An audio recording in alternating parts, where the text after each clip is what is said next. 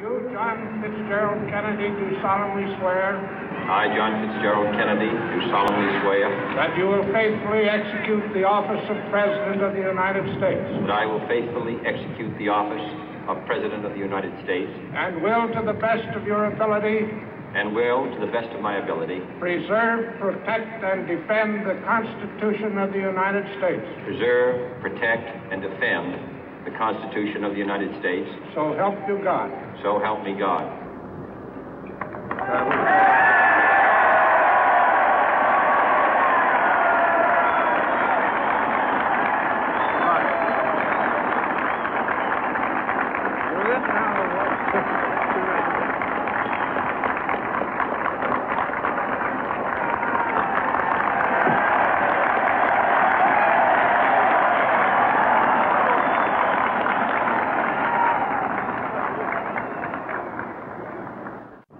Vice President Johnson, Mr. Speaker, Mr. Chief Justice, President Eisenhower, Vice President Nixon, President Truman, Reverend clergy, fellow citizens.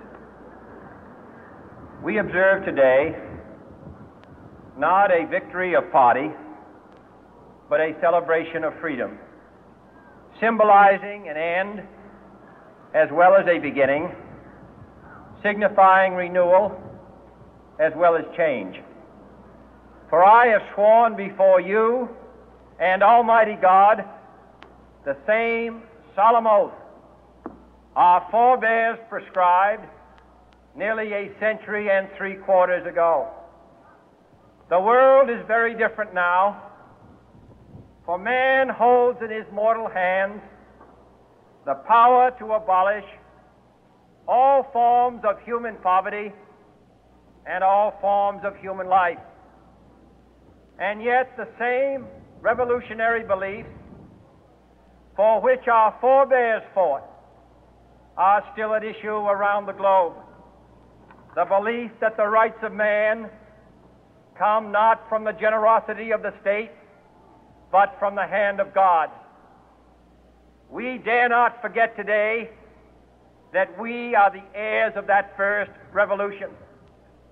Let the word go forth from this time and place to friend and foe alike that the torch has been passed to a new generation of Americans born in this century, tempered by war, disciplined by a hard and bitter peace, proud of our ancient heritage, and unwilling to witness or permit the slow undoing of those human rights to which this nation has always been committed and to which we are committed today at home and around the world.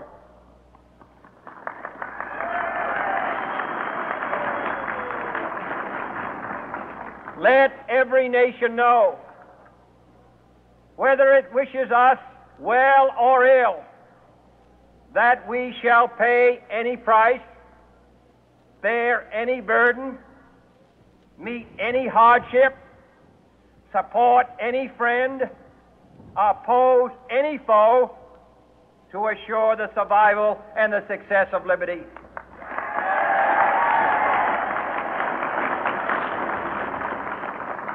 This much we pledge and more. To those old allies whose cultural and spiritual origins we share, we pledge the loyalty of faithful friends. United, there is little we cannot do in a host of cooperative ventures. Divided, there is little we can do, for we dare not meet a powerful challenge at odds and split asunder. To those new states whom we welcome to the ranks of the free, we pledge our word that one form of colonial control shall not have passed away merely to be replaced by a far more iron tyranny. We shall not always expect to find them supporting our view, but we shall always hope to find them strongly supporting their own freedom, and to remember that in the past, those who foolishly sought power by riding the back of the tiger ended up inside.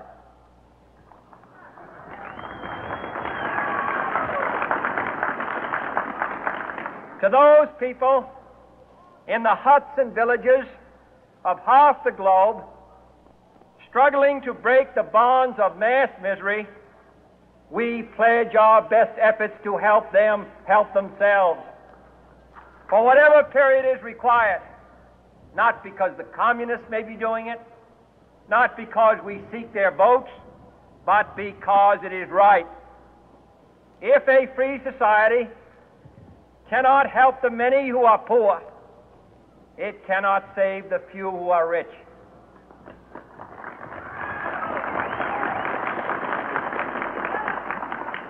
To our sister republics south of our border, we offer a special pledge to convert our good words into good deeds, in a new alliance for progress, to assist free men and free governments in casting off the chains of poverty. But this peaceful revolution of hope cannot become the prey of hostile powers. Let all our neighbors know that we shall join with them to oppose aggression or subversion anywhere in the Americas. And let every other power know that this hemisphere intends to remain the master of its own house.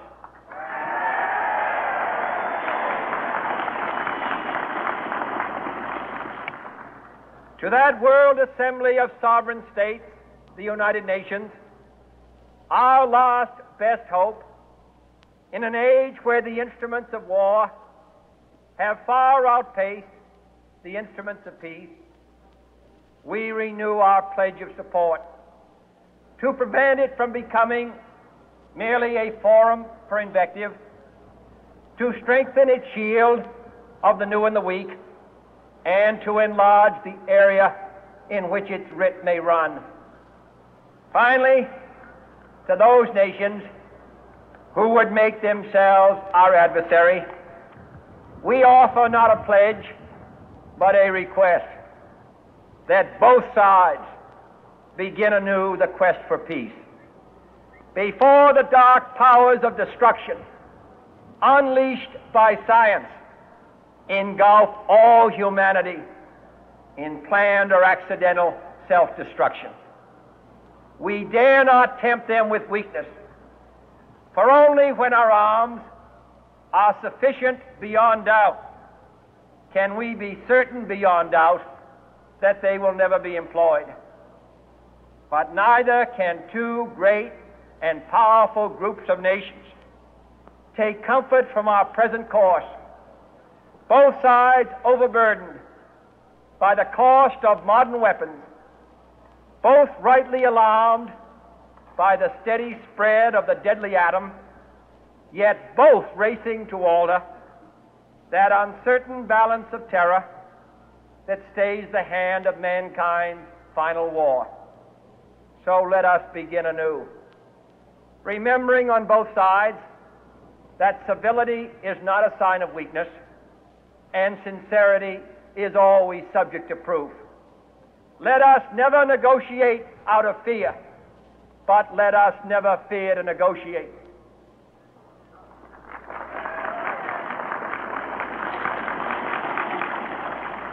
Let both sides explore what problems unite us, instead of belaboring those problems which divide us. Let both sides, for the first time, formulate serious and precise proposals for the inspection and control of arms, and bring the absolute power to destroy other nations under the absolute control of all nations.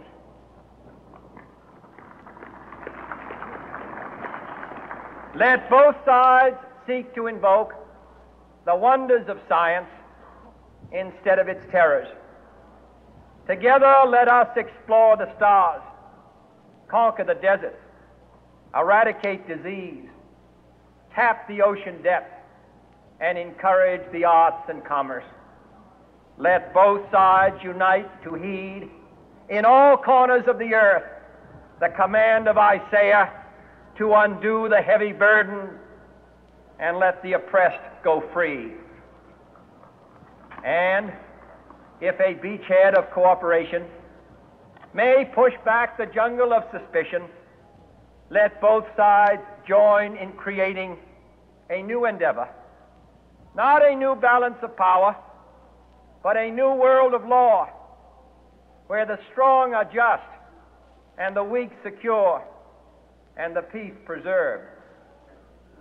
All this will not be finished in the first 100 days, nor will it be finished in the first 1,000 days, nor in the life of this administration, nor even perhaps in our lifetime on this planet.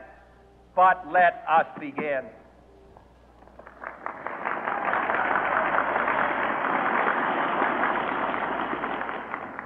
In your hands, my fellow citizens, more than mine, will rest the final success or failure of our course. Since this country was founded, each generation of Americans has been summoned to give testimony to its national loyalty. The graves of young Americans who answered the call to service surround the globe. Now the trumpet summons us again, not as a call to bear arms, though arms we need, not as a call to battle, though in battle we are, but a call to bear the burden of a long twilight struggle, year in and year out, rejoicing in hope, patient in tribulation, a struggle against the common enemies of man, tyranny, poverty, disease, and war itself. Can we forge against these enemies a grand and global alliance, north and south, east and west, that can assure a more fruitful life for all mankind? Will you join in that historic effort?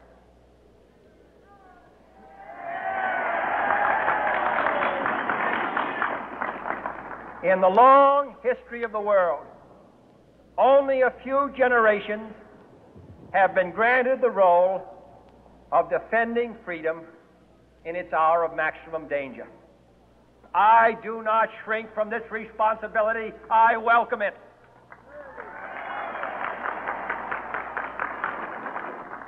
I do not believe that any of us would exchange places with any other people or any other generation. The energy, the faith, the devotion which we bring to this endeavor will light our country and all who serve it.